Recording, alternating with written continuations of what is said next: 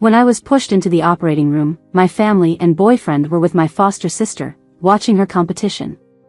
That day, my surgery went wrong.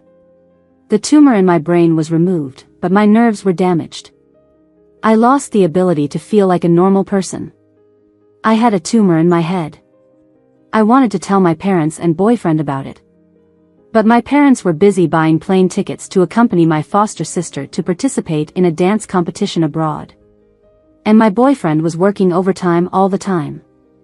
I hesitated for a long time while typing on the chat interface, then finally chose to delete the message I had edited. I knew that no one would care about what happened to me even if I told them. After all, in everyone's eyes, my existence couldn't compare to 1,000th of Monica's. Monica was the daughter of my father's comrade. When she was 6 years old, her parents died in a car accident. Monica was driven away by her relatives and ended up dirty and homeless on the streets until my dad, who came to pay his respects to his old friend, found her. Since then, she became the second daughter in our family.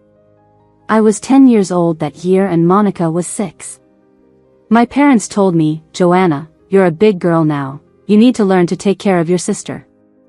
I didn't know how to take care of her. All I knew was that Monica was always so fragile.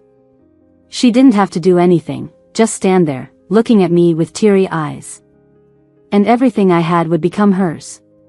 When I was 10, I lost my own bedroom and moved into the guest room. When I was 12, my piano lessons were cancelled, and the piano in our house was sold, turning the empty room into Monica's dance studio. After I turned 15, I never wore new clothes again. I always wore 2 sets of school uniforms in rotation. My parents didn't care, they dressed Monica up beautifully and boasted about their pretty daughter to everyone they met. From that time on, I stopped going home much. The year I was about to graduate from college, Monica went to study abroad. My parents briefly remembered me. They called me often, cared about my life, and sometimes sent me job recruitment information in the city where I lived. By sending the orphan of their comrade to college, my father achieved the most important thing in his life. He was in high spirits and said he would come to my city to visit me, as well as check if my boyfriend of 3 years was reliable. I had no expectations from them anymore, but I still made arrangements for their reception at a hotel and restaurant. I just didn't expect that Monica, whom I hadn't seen for a long time, would be with them. That day, her smile was exceptionally pure, just like when she first came to our house. She smiled at my boyfriend Mike the whole evening. Later, I saw Monica's profile picture on Mike's message chat pinned on top. Before being pushed into the operating room, I couldn't help but call my parents. The call was only connected for 3 seconds, and I heard my parents' anxious voices from the other end. "Joanna, we're boarding now, your sister's competition is important, let's talk when we get back if there's anything." I didn't even have a chance to say a word before the call was hung up. I felt stunned, staring at my phone screen. Just then, Mike's new post popped up. He said he was going to fulfill his dreams in a distant land, and the ticket with the name of the country where Monica was going to compete was printed on it. I stared at the screen fixedly until my aunt couldn't bear it anymore and forcibly took my phone away. "I've signed the consent form for you, don't worry, I'll take care of everything for you. Your brother has been foolish these years, you've been through a lot," she said lovingly, patting my head, then sighed deeply. "Joanna, I'll be waiting for you to come back." I was pushed into the operating room, and the anesthesia gradually took effect on my body. Before losing consciousness, I couldn't help but wonder, if I died during the surgery, would my parents shed tears for me? And Mike, I thought, when I got out, I had to tell him myself. I had known he had changed his heart. This time, I decided not to have him anymore. The story between Mike and me was not very grand. But in the early days of our college campus, it was a tale approved by both teachers and classmates. The beginning of the story was cliché. The student council president with a privileged family background and good looks helped a staff member who fainted from low blood sugar after working all day at a college welcome event.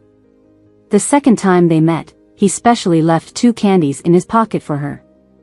From then on, it became Mike's habit to keep candies for me in his pocket. In his eyes, I was someone who would fall with just a gust of wind.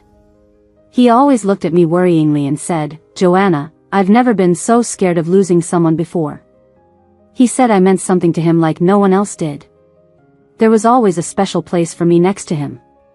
Just like how there would always be candy in the pocket of his coat for me. However, the last time I checked Mike's coat pocket after staying up all night for 2 meetings, I only found a strange lipstick. Chanel Silver Tube 116, Monica's favorite shade. I quietly put the lipstick back in his pocket, and since then, I learned to carry my own candy. My life changed completely at the age of 10. Since I was 10, I have been trying to get used to not relying on anyone to live. I lowered my expectations of everyone, believing that as long as I didn't expect anything, I wouldn't be disappointed, and I wouldn't fall into despair when disappointment accumulated enough. But I was only human and couldn't be as carefree as I imagined. Mike spent a year pursuing me and then took care of me for another 3 years. It totaled up to exactly 4 years, and he gradually moved me, little by little, and made me feel that I, too, had someone to rely on. Yet the story was always so cliché, just when I thought I had met someone who could truly treat me well. He changed his heart. He had fallen for my sister. At first, it was just out of pity for her difficult childhood. Then, it was her lively personality that captured his attention in every way possible. As he listened to Monica describe her passion for dancing and witnessed her excellence on stage, Mike realized his true feelings for her. Mike said he had never met someone so special, so sincere and passionate, like a blazing fire. Because of her, he discovered that love is meant to burn brightly. He confessed to me, after a few drinks, that his feelings for me were more of familial attachment and habit. After that, he started preparing fervently to pursue Monica and separate from me. Of course, I was also preparing for the same thing, planning to gracefully exit their world as much as possible. This was something I had often done in the first 20 years of my life, getting used to being unnoticed and silently exiting. But all these thoughts changed the moment I opened my eyes after surgery. I realized that it shouldn't be me who exits. The first to notice my change was my aunt, who sat by my bedside, peeling apples and trying to comfort me with funny stories. She realized that I seemed unbothered and not in need of comfort, despite my quiet demeanor. Although I rarely expressed my needs, she could always tell from my eyes that I still deeply longed for my parents' care and the complete affection that should have been mine. However, that longing had now disappeared. After I was discharged from the hospital with my aunt's company, the doctors had checked my condition. When they asked if I felt anything unusual, I calmly told them that I had never felt better. All those emotions that used to cloud my mind, hindering clear thoughts, had vanished. I could now see many things calmly and rationally. For example, that my parents truly didn't care about me, so their inheritance might not include me but could burden me with their care responsibilities. The company that Mike and I had built together, where I handled all affairs, one person was enough. I no longer sought emotional validation from them, holding my ground for what's rightfully mine. Upon our return home, my aunt and I encountered my parents, Monica, and Mike just coming back from a trip abroad. Despite their joyful reunion, nobody bothered to ask why I hadn't called that day. As the family entered, they saw me standing pale-faced in the living room. The 4 of them showed a hint of embarrassment. Yes, 4 people, Mike was among them.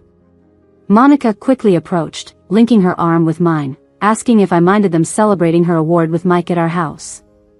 Before, I might have overlooked it just to be the easy child in their eyes, but now, under their gaze, I gently pushed Monica's hand off mine.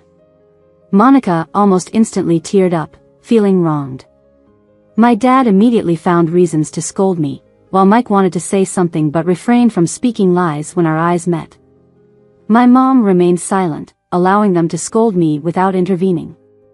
Only when my aunt, who was upstairs packing my belongings, came down and took my hand to leave, did my dad and Mike stop. While leaving, my mom asked where we were going. When I revealed that from now on, only my aunt was my family, my dad nearly lost his temper. As my aunt swiftly took me away, leaving my mom persistently questioning from a distance, it took a while for her to understand the situation. My mom's soft approach to make me feel guilty couldn't affect me anymore. I finally opened up about my surgery and who really signed the consent form. When she said this, my mom's face turned completely pale. Why didn't she tell the family about such a big matter? She muttered. My aunt smiled and reminded her, half a month ago, she called you guys multiple times. My mom seemed to remember something, unbelievably pulled out her phone and frantically searched on the screen for something. It's useless even if you find records, you did answer her calls, but who had the patience to listen to her? You were all busy accompanying your adopted daughter on the plane, my aunt said before stepping on the gas pedal and driving away with me that night. My mom tried to contact me, only to find that all her accounts had been blocked by me. Along with me, my dad, Joanna, and Mike were all blocked. Unable to reach me and just being scolded, my parents couldn't bring themselves to ask my aunt and uncle. They could only complain about me in the family circle, saying that I was petty and unfilial. They said I was jealous of my sister's success and awards, and I didn't tell the family when I got sick, embarrassing myself even in front of my aunt. At first, my aunt couldn't help but laugh when she saw them saying those things. She told me not to look at those group messages, then turned to share my medical records and photos of her caring for me in the hospital. She asked how their conscience could be so bad. Their own daughter was seriously ill and hospitalized, and several times the surgery was delayed because of them. So far, they hadn't shown any concern and could even dismiss brain tumors as a minor issue and smear their own recovering daughter. My parents' lies were exposed, and they got angry in the family group, sending several voice messages to argue with my aunt. However, my aunt ignored them and just left the group. At night, she hugged me to sleep, gently patting my shoulder with warm hands. She said, "My brother and his family were wrong, Auntie knows you did nothing wrong. If you feel sad, just cry it out. Don't keep your grievances suppressed." Upon hearing this, I just looked at my aunt calmly. I told her I wasn't sad at all, not a single ripple of emotion in my heart throughout. By the time I saw my parents again, I no longer cared whether they cared about me or not. I was thinking about how to cut ties with them and not be dragged down by them in the future. Under the moonlight, I saw the surprise in my aunt's eyes. Those usually compassionate eyes widened, then filled with pain. I knew I had a problem. I could clearly understand others' emotions, yet I couldn't feel any emotions myself. Perhaps this was a side effect of the surgery, but I didn't mind this situation at all. In fact, I thought it was better this way. I still had my ability to judge right from wrong. I just became more objective and rational. Just like now, I clearly knew my aunt was genuinely good to me. Even if I couldn't muster up a sense of gratitude inside, I knew I should strive to be filial to my aunt in the days ahead. As for my parents, they might have noticed my change but still hoped I would come back and continue to be controlled by them. However, they didn't know that it was no longer possible. Another half a month passed. My parents flaunted in their social circle every day about how well they treated Monica and had it relayed to me through others. They wanted me to regret, to understand that if I were smart enough, knew how to submit to them, and please them like Monica did, they could treat me well too. Even though I had been following their expectations for over 20 years. Finally, seeing me indifferent, they panicked. One day at the company entrance, I met my parents and Monica's family, with Mike who had disappeared for half a month. When Mike saw me, he subconsciously wanted to greet me, but in the end, he couldn't say anything and just turned his head awkwardly. Next to him, Monica's expression turned sour, with red eyes as if she had just cried, but they lit up instantly when she saw me. Seeing this unwanted scene, I had no interest in their performance. Just as I was about to ignore them and walk in, my mom grabbed my wrist. She said, "Joanna, because of guilt and self-blame towards you, Monica has severe depression. The doctor said she needs the companion of a lover. We've already asked Mike's opinion. You will accommodate your sister, right?" Seeing me silent, she continued, "Monica now has some fame in the domestic dance scene. Over the years, so much money was spent to promote her career. As her sister, you can't just watch her career fall apart, can you?" Her sharp voice gave me a headache, and I silently pulled my hand back, looking at the four people in front of me, each with their own intentions. After removing the filter of family from them, I could see through their hidden motives. Even if Mike wanted to be with Monica, there were many decent ways for them to negotiate. They didn't have to make a scene at the company entrance to force me to comply. In the end, they were just testing my limits, wanting to know if I would still obey them as before, willing to sacrifice my interests limitlessly to please them. Okay. After pondering for a moment, I gave my answer. But before they could reveal relieved smiles, I turned to Mike on the side and said, 6 years of college and entrepreneurship. I want 15% of the company's original shares as compensation. Surprised that I demanded compensation, Mike's expression turned grim. He was about to say something, but I pushed further. If the compensation is enough, I won't say another word about you and Monica. Even if you two get married in the future, you don't have to invite me. I won't go back home. As long as you don't bother me, I'll disappear from your lives completely. You don't want your dance goddess to be called a mistress, right? As soon as I finished speaking, Monica reacted almost instantaneously. She didn't give Mike time to think, just held his arm and started crying. Mike always prided himself on being honest and not caring about money now. In the throes of love, he surprisingly agreed to the arrangement. The company was founded by both Mike and me. I held 26% of the shares, and he held 35%.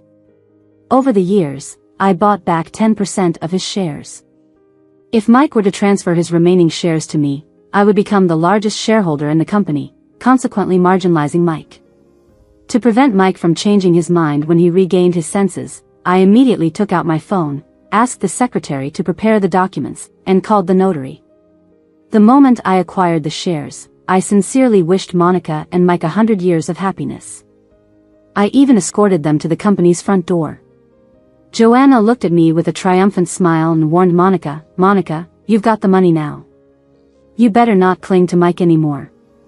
I smiled and motioned for the security guard to escort them out.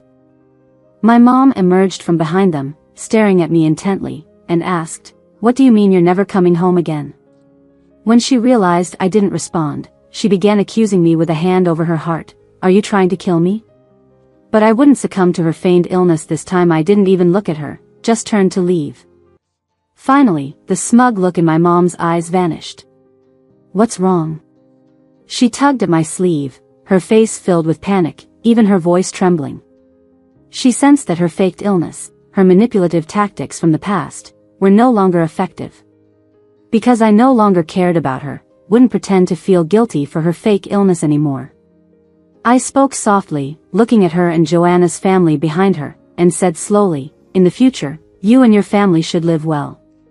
"What do you mean by that?" My dad, who hadn't spoken until now, was agitated. He rushed over to me, trying to hit me, but the security guards I had called earlier stood firmly in front of me. This time, my dad was dumbfounded, clutching his heart as if he would faint from anger, just like my mom did earlier. At this point, Mike had finally broken free from Monica's grip and walked up to me. He looked at me disapprovingly, saying, "Joanna, you can hate me, but your aunt and uncle are still your biological parents. What you're doing is too much." Yes. I didn't have time to argue with him, so I lowered my head, picked up my phone, and started handling the documents. Mike was taken aback by my indifferent attitude. Just as he was about to say something else, I raised my head and looked at him earnestly. "Mike, there's nothing left to discuss between us. You can keep the money, but I don't want any further contact." After touching upon my calm and icy expression, a hint of panic finally appeared on his face. "And considering your previous unexplained absence for half a month, we can no longer trust you. The company has decided to remove you from the position of CEO. I hope you can maintain your composure, don't persist, and preferably disappear far away." After saying that, I showed him my phone, even blacklisting his contact information right in front of him. Ignoring Mike's displeased expression, I turned and left confidently. As expected, I took over Mike's former position. Coordinated with the other shareholders, and in the end, Mike had no choice but to sell his remaining shares. It's true that men can really affect their careers. After driving Mike away, the company's development started thriving.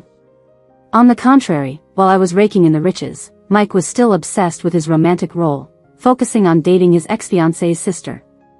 And at this point, they still considered themselves winners.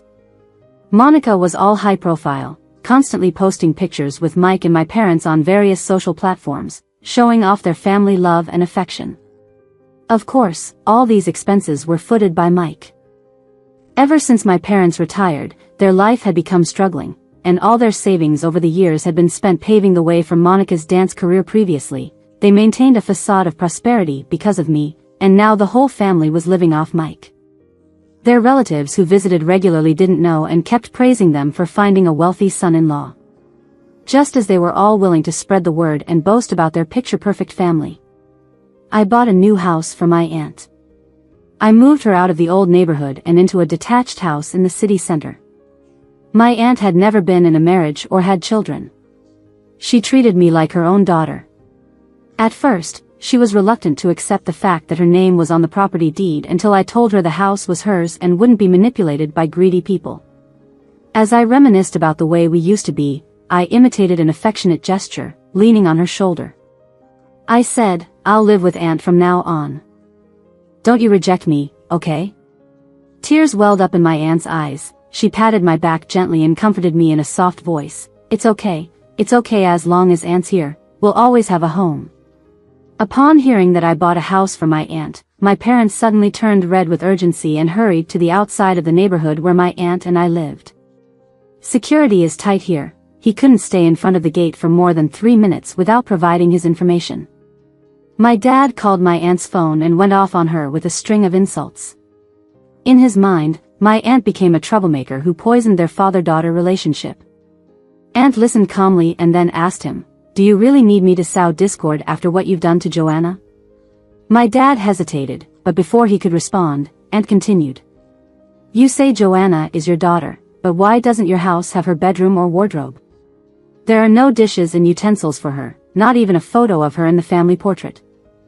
If she's your daughter, where do you place her?" I watched Aunt getting emotional over the phone, so I walked over and hugged her from behind. I remembered back in the dead of winter when I had no winter clothes and had to layer my spring and autumn school uniform. I ended up shivering in the snow. But when I got home, no one was there. My parents took Monica out to watch a movie. There was no food left for me in the kitchen, and I had no money in my pockets. Before collapsing, I barely made it to the entrance of Aunt's neighborhood. Aunt's house was 5 long streets away from mine, and that seemed like the longest distance I had ever walked in my life.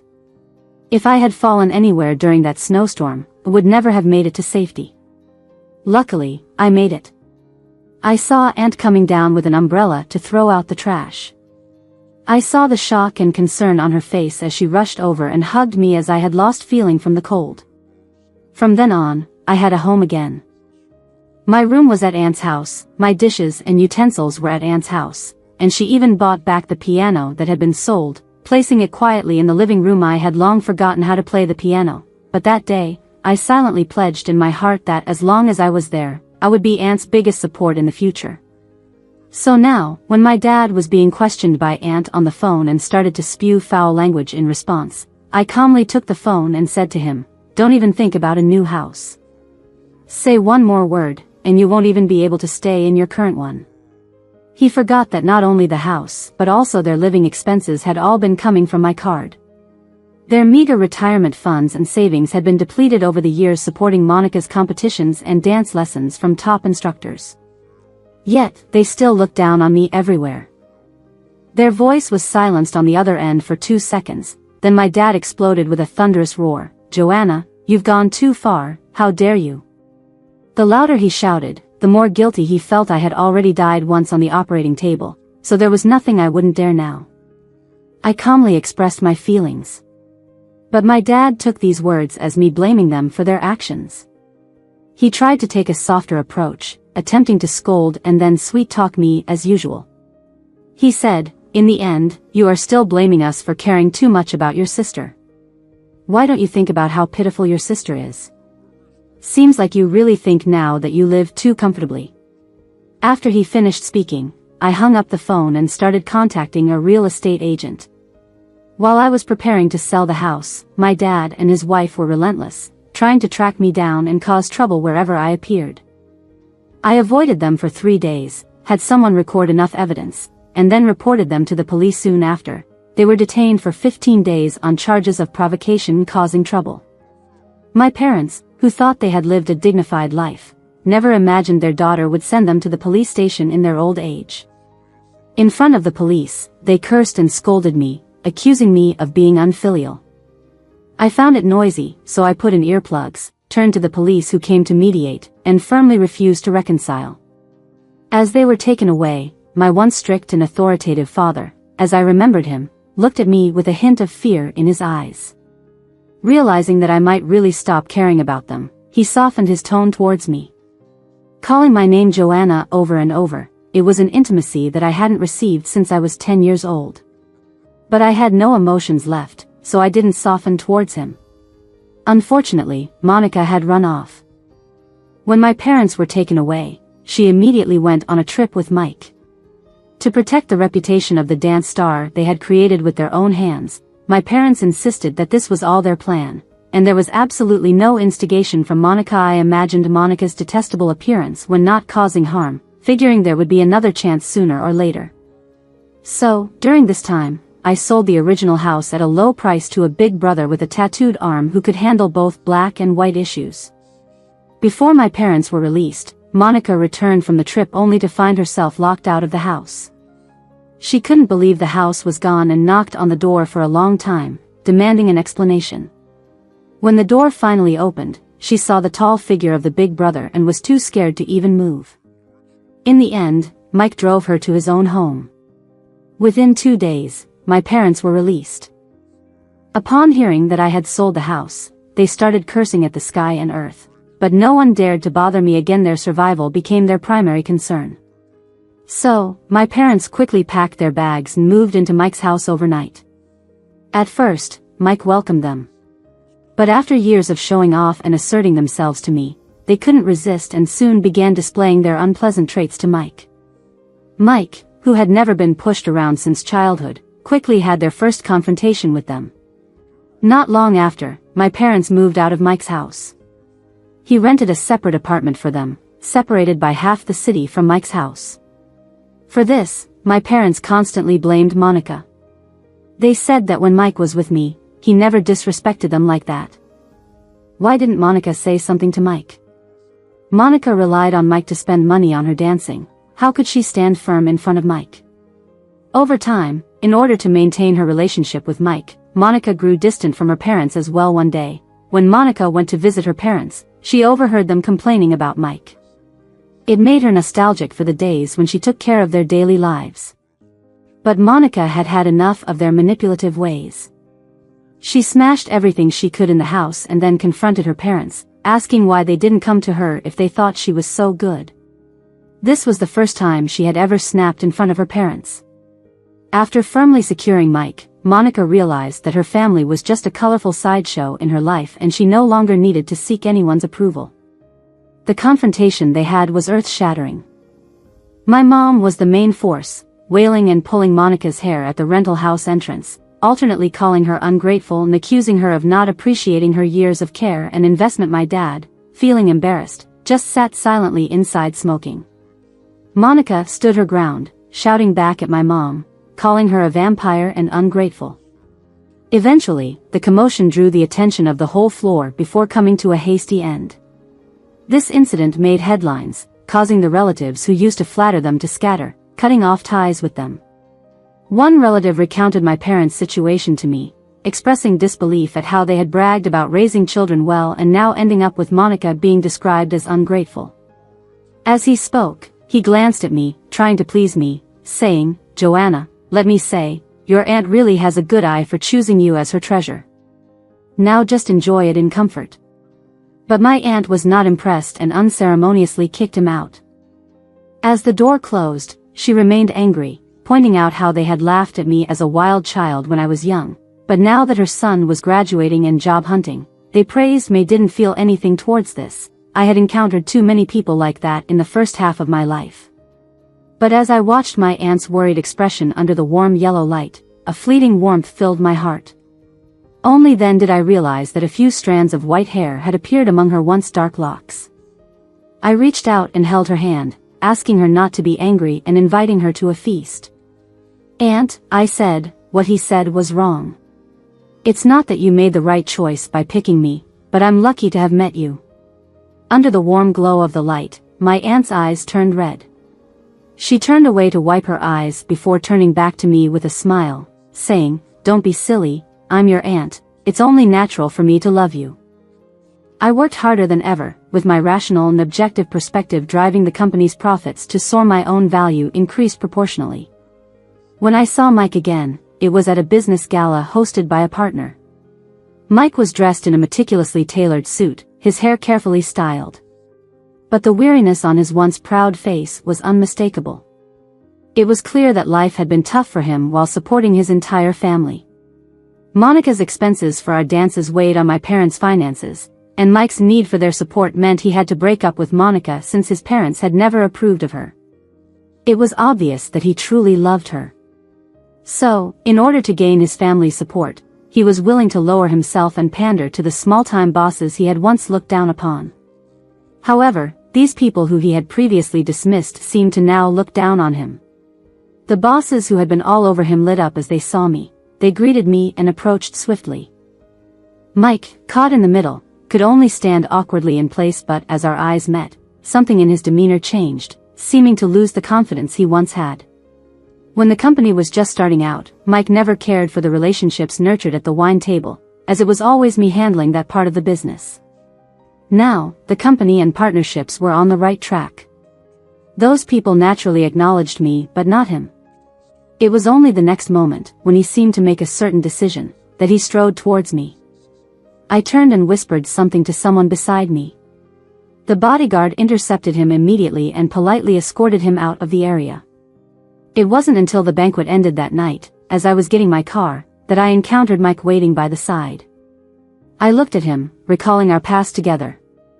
After confirming that everything that happened was set in stone without any lingering attachment, I turned and got into my car without any hesitation. Mike hurried to stop me, but the car door closed on his hand, making a sharp noise as his fingers broke. Pale-faced with pain, he kept his eyes fixed on me. "Do we have to go this far, Joanna?" His voice hoarse from pain. I lowered the window, dropped a check for 100,000, and smiled lightly at him, for medical expenses. Then, without waiting for a response, I accelerated away. Since I saw Mike, I had been on guard. This group of people was having internal conflicts and were eyeing me for their next move. 2 days later, I saw Monica at the entrance of the company, whom I had not seen in a long time. If I remember correctly, she was supposed to be participating in a very important competition at the city theater. The organizing committee had sent me an invitation to watch the competition, and Monica's name was on the participant list. However, she wasn't even wearing her dance outfit and had deliberately applied tired-looking makeup on her face, obviously coming for me. Upon seeing me, Monica immediately put on a pitiful expression and knelt down without saying a word. "Joanna, he is your brother-in-law now. How can you retaliate against him like this just because of your own relationship issues?" She cried and sighed as if she were performing in a play. I could see several professional cameras gradually moving closer among the onlookers. Monica had planned all of this. I forcefully pulled her hand and said coldly, "Monica, let's get things straight. It was you who stole your sister's husband first, then failed to keep him in check, allowing him to harass me. I defended myself against him and even paid his medical expenses. What more do you want?" My voice was loud enough for everyone around to hear. Monica turned pale and looked at me with resentment in her eyes. The whispers among the crowd grew louder, and I knew she must have a trick up her sleeve. Sure enough, after Monica cried a lot more, 2 familiar figures appeared before me. If I were still capable of feeling emotions, I might have laughed out loud at their display. Their relationship seemed so good. Despite the embarrassing incident last time, they were able to reconcile with Monica in the end.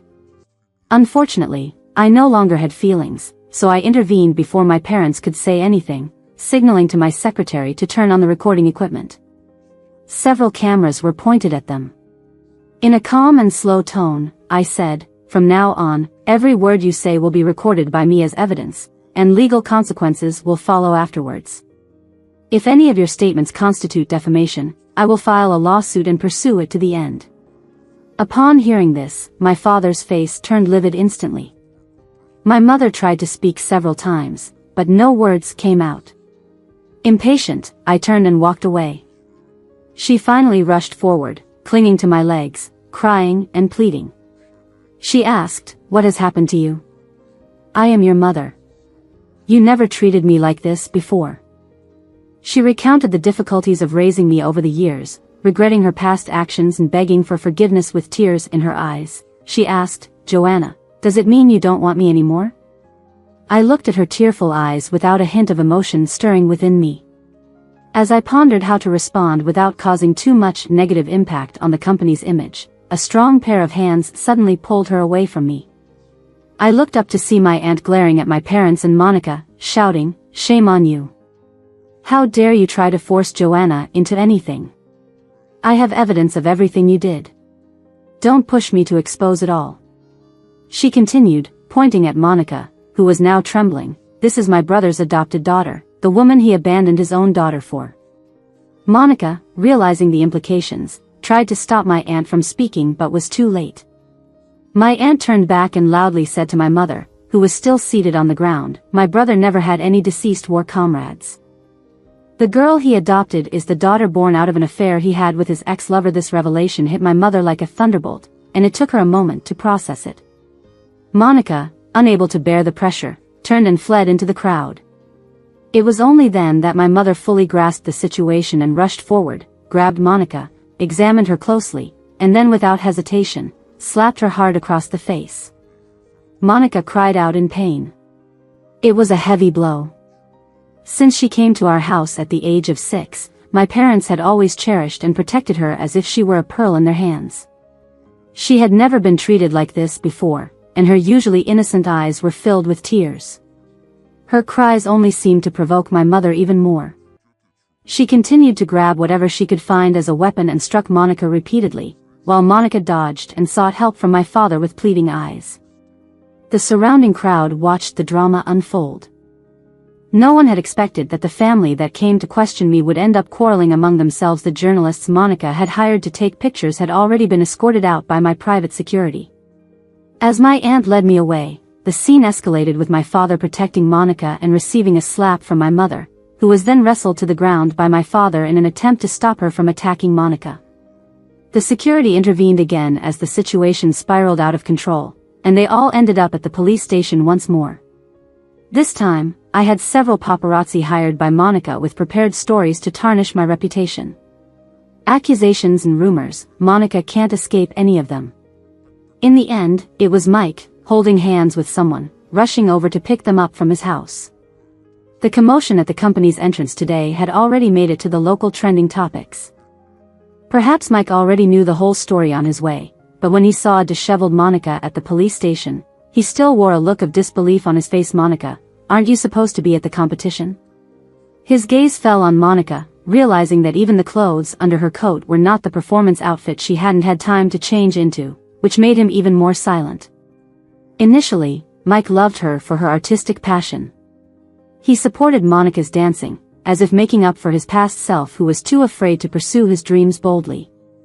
He even set aside his own dignity, got down to the nitty-gritty of life. But now, this image is on the brink of collapse.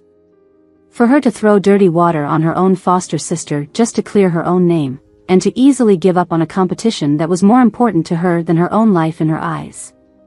People are like this, sometimes willing to disregard everything in the heat of the moment, but then backpedaling in the next instance. Seeing the questioning look in Mike's eyes, Monica was clearly panicked. Tears rolled down her cheeks as she hastily began to explain, "Mike, it's not what you think. It was Joanna. She tampered with my performance in the competition, and I had no choice but to do that. I just wanted her to let me go." This was Monica's original plan, to come to my company's entrance, unite with my birth parents to publicly disgrace me, paint me in the image of a jealous and malicious foster sister, and use this as an opportunity to accuse me of manipulation behind the scenes, ensuring that Monica couldn't win what she deserved, even if she participated in the competition. Although she gave up the competition, she could use this scandal to boost her reputation and make sure she didn't lose anything. It was a risky move, but Monica confidently went through with it, relying on the support from my family. She thought she could pin me under public opinion, but little did she know that Monica found out that she was the product of my father's affair with his first love after marrying my mother, and with one error, everything was lost. Even now, she still tried to throw the dirt on me. But before Mike walked in, my assistant had already laid out all the details of the matter for him to see. including Monica's transaction records with those paparazzi, and their prepared fabrications to frame me. Many things they mentioned hadn't even happened yet, but they confidently claimed they did. Meanwhile, the organizing committee had already issued a statement. They had been organizing the competition for decades and had always had a good reputation.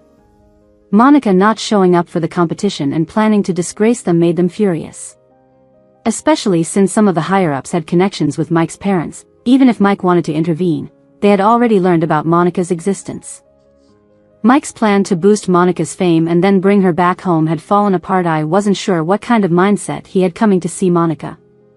But Monica's immediate reaction of lying to him sealed her fate in his eyes. The filter over Monica broke, and Mike's look towards her turned icy cold. He didn't even say a word, just turned around and left, leaving a bewildered Monica, watching her last hope slip away bit by bit.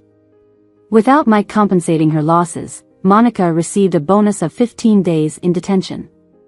During this period, the dance competition committee initiated a lawsuit against Monica, and with Mike's parents' manipulation, the 15 days were forcibly extended to 2 months. My parents were also detained along with them. Having led a splendid life, in their later years, they were in and out of prison twice in a year. Their affair during the marriage was exposed, and all the praise they had received for adopting Monica was now replaced with ridicule and mockery. Before I left, my father asked me one last time if I really wanted to end up like this with them. I turned around, and with utmost sincerity, I told him, I'm not trying to start trouble. I've been swept along by life for so long, and I just want to break free from the undertow that's been dragging me down for years. I just want to live my own life well. No longer being held hostage by familial ties, no longer having expectations of those who aren't worth it. No longer sacrificing myself in unjust ways to earn their approval. Do you understand? I no longer love you. This is the last time I will address you like this. Farewell, Mom and Dad. With those last words, my father couldn't discern my expression. I turned and left, catching a glimpse of my mother, tears streaming down her face. She wanted to say something as she saw me leaving, but in the end, nothing came out. Maybe now, she truly regretted it, spending a lifetime pushing her daughter away, only to make wedding garments for someone else. But what did that have to do with me? For more than 20 years, I shed enough tears for them. As I walked out of the police station, my aunt was waiting at the door for me. She was one of the few people in the world who truly understood my father. She was worried that my actions now would embarrass my father, and he would do something detrimental to me in the future. And then there's Monica, she's not one to stay quiet. Aunt spoke, her worry evident in her eyes. I gently placed my hand on hers, telling her that we're not as weak as we used to be, that we can withstand whatever comes our way. Only then did my aunt relax a bit. After that, I kept an eye on their family's movements. I knew that Mike and Monica had broken up. Monica resisted violently and even caused trouble in front of Mike's parents, leading to a harsh retribution. My parents devoted all their wealth to farming for so many years, but now, in just a blink of an eye, Monica was banned by the domestic dance community, disappearing completely. Monica, no longer having any support, chose to bow down to my dad and cling tightly to my parents. However, every time my mom saw Monica, she was filled with resentment. She wanted to divorce my dad, but he didn't agree, so she would vent her frustrations by yelling and abusing Monica. During this time, my business kept growing, showing signs of expanding into overseas markets. Mike's parents, whom I used to look down on, now sent me an invitation, and Mike tried to contact me several times, but I didn't respond once. Later, at a dinner party, I met Mike again. He seemed much more mature than before, but his eyes held a trace of melancholy when he looked at me. Joanna, you've become so successful now, I almost don't recognize you, he greeted me, his eyes uncertain, lacking the confidence he used to have. Although he hadn't changed much, he had lost his former arrogance. Seemingly afraid of being rejected by me, Mike quickly started speaking, apologizing to me face to face. He said he owed me an apology for a long time. He finally realized that he had never really liked Monica, he had just projected his inner desires onto her, thinking he could find his true self through her. Now, I understand how naive I was before. After losing you, I realized what I had truly lost.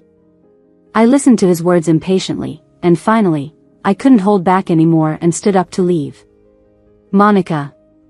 Mike called my name from behind, asking me if we could start over.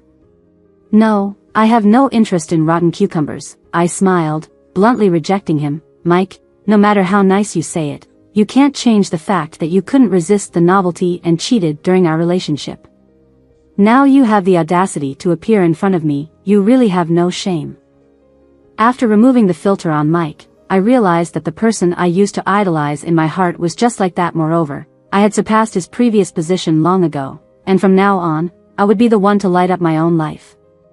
Perhaps feeling too much pressure from me, not long after, I heard that Mike and Monica had hooked up again. Indeed, there's only 0 or countless times of cheating. But this time, Monica could no longer enjoy the pampering treatment she used to receive from Mike. He brutally exposed his dark side to her. Mike often physically abused Monica, and worse, he would constantly belittle her in words, calling her the most despicable woman in the world. He looked down on Monica but wanted to gain respect and satisfaction from her. During their entanglement, unexpectedly, my parents reconciled. It was said that my mom was pregnant again, a late child in their lives, which completely dispelled her thoughts of divorce and even led her to accept Monica. On a rainy night with thunder and lightning, an urgent unfamiliar call came to my phone. Upon answering, my dad's panicked voice came through. Joanna, your mom fell at home and there's a lot of blood. We don't know what to do. Please come see her. She raised you for over 20 years. After hanging up, I calmly dialed the emergency hotline for them, arranging for an ambulance. My aunt, who was present, looked at me anxiously, standing up several times to offer to accompany me outside. No need, I'm not a doctor, I won't be of help there, I calmly replied. My aunt looked at me for a while before whispering, right, the weather outside is bad, it's dangerous to go out. I listened to my aunt's words, feeling a hint of doubt creeping in. When I finished dealing with the business late at night and was preparing to rest, my phone vibrated. Answering the call, there was a burst of chaotic electrical noise. Without hesitation, I hung up the call, only to realize upon exiting the call screen that the number had sent me several text messages. The latest one was just a few lines. I'm sorry, I'm not worthy to be your mother. Take care of yourself and your aunt, Joanna, I'm going to atone. Scrolling up, I saw 3 words, don't come here. My heart jumped at that moment, a long-lost feeling of suspicion rising in my chest. I stood up from my seat and headed towards the door. But as my gaze caught the pouring rain and thunder outside, my steps gradually slowed. In the end, I took out my phone, dialed the police hotline in my parents' area. The next morning, the first contact I received was from the police. They informed me that last night, a fire broke out in the old neighborhood where my parents lived. Monica, my parents, and Mike all perished in the flames. After their investigation, they suspected that someone had deliberately set the fire. Because the forensic examiners found excessive sleeping pills in all 4 bodies, I couldn't describe the emotions within me. From the moment I saw the text message last night, the fleeting emotional roller coaster, to now, I remained utterly calm. But it was my aunt who now had teary eyes as she looked at me. She embraced me and gently reassured me, telling me that she would be there for me as my family. I lowered my eyes and remained silent. It was only after a long time, when the police investigation results came out, that I learned what had really happened that night. Turns out my mom wasn't actually pregnant, and she wanted to divorce my dad. In embarrassment, my dad tied her up at home. During that time, Monica didn't fare well. Under the manipulation of Mike's parents, she was socially dead at university, banned in the dance community, and stayed at home all day, venting her frustrations on my mom. Of course, she hated me most. She felt that everything happening now was my fault, especially since Mike always seemed distant with her and often used me to belittle her. Monica made up her mind and devised a malicious plan with my dad. They wanted to lure me over with my mom's help, then stage an accident to kill me and split my current assets. When my mom found out about it, she surprisingly offered to help my dad. In my dad's eyes, my mom was also full of hatred towards me, so he didn't guard against her much. That rainy night, My mom spiked my dad and Monica's food with sleeping pills, and then called Mike over. Despite Mike looking down on Monica, he still respected my mom. When he arrived, he was also drugged. My mom lined them up neatly, then lit the gas stove in the house. Additionally, we obtained Joanna's will from your relatives. The police handed me a letter, and as I opened it, the paper was stained with tear marks. Joanna, if we're destined to meet in the next life, I'll make sure to be a good mother. For now, I'll seek redemption. I thought, if there really is a next life, it's probably best not to be entangled again. Later, I and my aunt lived well. During the first snowfall, I was making dumplings at my aunt's house, which was decorated in warm colors. As the first snowflake fell, she called me over for dinner. When I turned around, I saw my aunt's kind side profile, and familiar warmth gradually thawed from my icy heart. So, I smiled at my aunt with genuine emotion for the first time in ages. My aunt, holding a plate, was stunned in place. Slowly, her eyes welled up with tears. We locked eyes and smiled. Finally, after enduring countless trials and tribulations, the road ahead was only filled with blooming spring flowers.